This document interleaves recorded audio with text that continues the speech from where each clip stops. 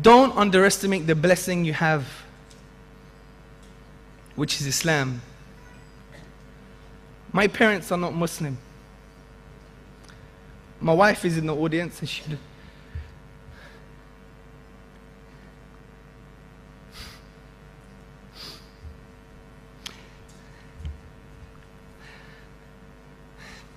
she knows how much I love my parents.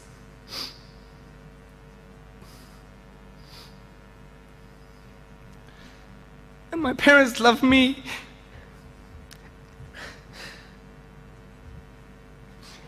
Every day, my dad says to me, he loves me. Many of us don't even have this as Muslims.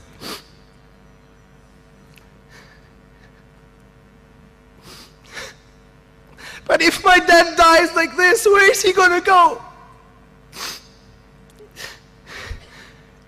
You could pray for your parents. I can't pray for my dad when he dies. This is the reality, brothers and sisters. This is the reality. Don't underestimate the blessing Allah subhanahu wa ta'ala has given you. In our Aqidah books, Imam Tahawi, what does he say in Aqidah Tahawiyah? He says, we believe, Ahl Sunnah wa Jama'ah believe, that those believers, even with sins, and they never repented, Allah will forgive them eventually after Jahannam. That's how merciful Allah subhanahu wa ta'ala is. Don't underestimate the blessing Allah has given you.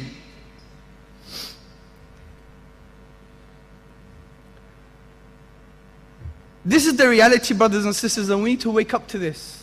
And I don't claim to fulfill everything that I say. This is my aspiration of what I'm saying.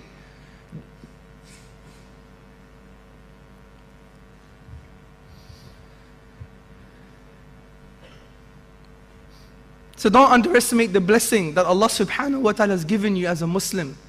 You having this opportunity, this eligibility to go to Jannah. This is very important, brothers and sisters, because this is the final goal. Our life is what? 20, 30, 40, 50, 60 years. And I don't want us to go away thinking, my iman is boosted, alhamdulillah, I'm a Muslim. I want us to take away and continue this conversation.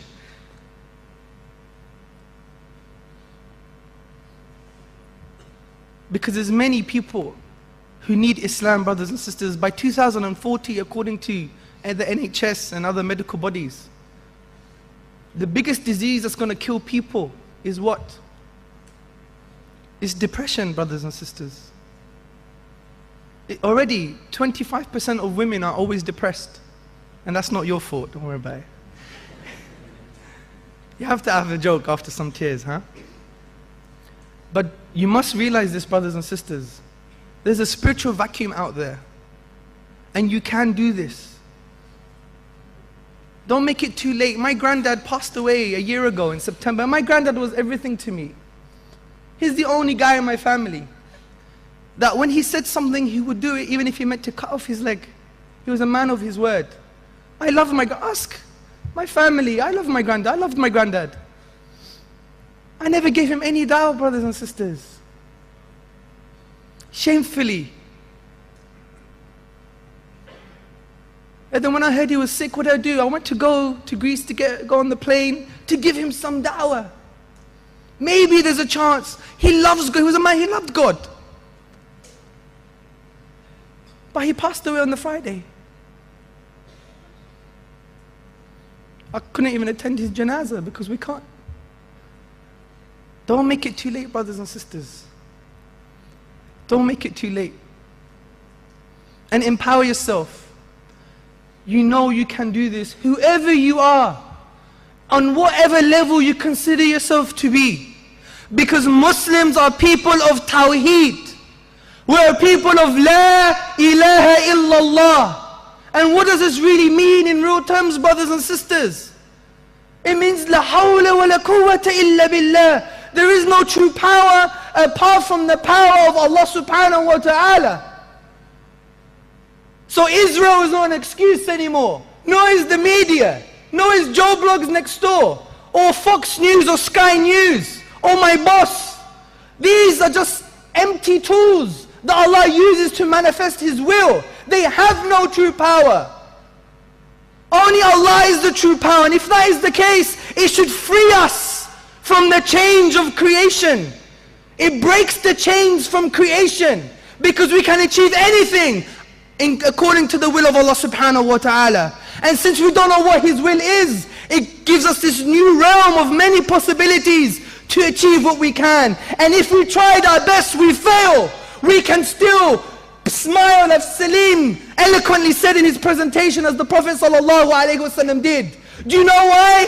Because the Prophet sallallahu alaihi wasallam said, amazing is the situation of the believer. When something good happens to him, he is thankful, and that's good for him. When something bad happens to him, he is patient, and that's good for him too.